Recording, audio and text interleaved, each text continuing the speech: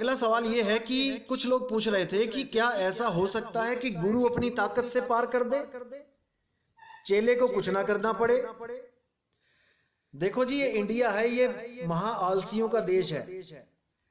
वैसे तो बहुत हुनर है इस इंडिया में, बड़े बड़े साइंटिस्ट, बड़े बड़े इंजीनियर विदेशों में भी हमारे ही भारत का नाम रोशन कर रहे हैं। लेकिन जब अध्यात्म मार्ग आता है फिर बंदा सोचता है कुछ करना ना पड़े, गुरु जी कर दें।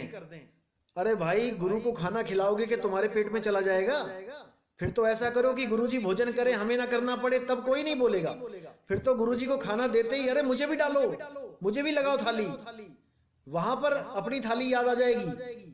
लेकिन अध्यात्म में कि गुरु पार कर दे, ऐसा क्यों होता है? क्योंकि बहुत से लोग ऐसे हैं, गुरु ऐसे आ गए हैं अध्यात्म क्षेत्र में जो हमें भरमा देते हैं कि मैं पार कर दूंगा, मैं पार कर दूंगा, तुम्हें कुछ करने की जरूरत नहीं है। ऐसा वो लोग क्यों कहते हैं? क्योंकि उनको पता है कि इंडिया के लोगों की कमजोर नाड़ी कौन सी है।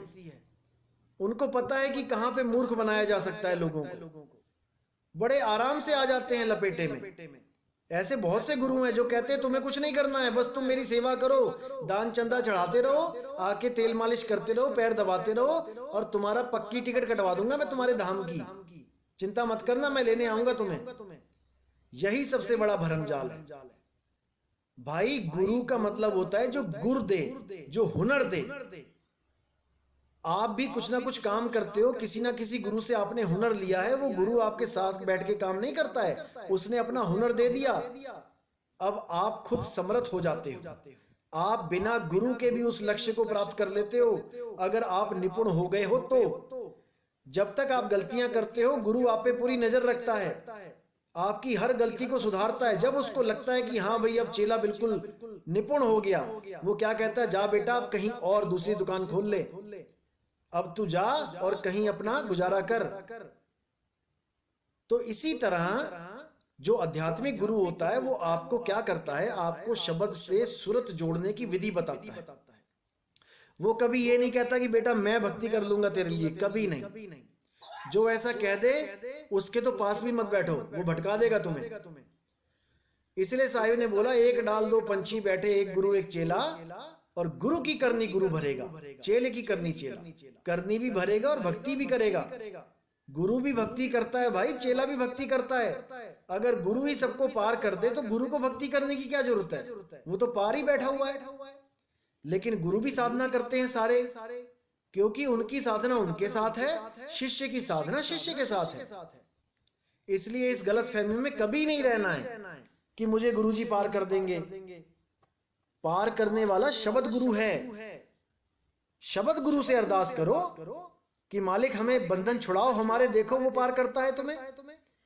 लेकिन सच्चा प्रेम करो शब्द गुरु से, सच्चा प्रेम, निर्मल प्रेम, उसमें कोई दुनियावी चीज नहीं आनी चाहिए बीच में कि हे परमात्मा मैं आपको बहुत प्रेम करता हूं लेकिन मेरे बेटे की बीमारी ठीक कर दो। हे परमात्मा मैं आपको पाना चाहता हूं पर मेरे घर का लेंटर चोरा है, ये इसका जुगाड़ करवा दो कैसे। हे परमात्मा मैं आपसे प्रेम करता हूं, मेरे बेटे की नौकरी लगवा दो। यहां पर यह काम खराब हो जाता है। वो आपके बिना बोले ही जानता है कि आपको क्या चाहिए क्या नहीं। बिन बोले सब कुछ जानदा, किस आगे कीजे अरदास। लेकिन हम उसको एक बच्चा समझ लेते हैं कि उसको बिना बोले पता नहीं लगेगा। जैसे हम अपने बच्चे को, कोई बच्चा घर से निकलने जा रहा हो तो हमें पता होता है कि वो घर से बाहर जा रहा, हम कहते हैं ध्यान से जाना। कहने का मतलब कि जब तक मैं ये नहीं बोल दूंगा ध्यान से जाना, वो अपना ध्यान नहीं रख सकता। हमने बच्चा समझ लिया परमात्मा को कि हम जब तक बोलेंगे नहीं वो सुनेगा नहीं। यही हमारी गलतफहमी है, यही हमारा सबसे बड़ा जो हमारी भूल है।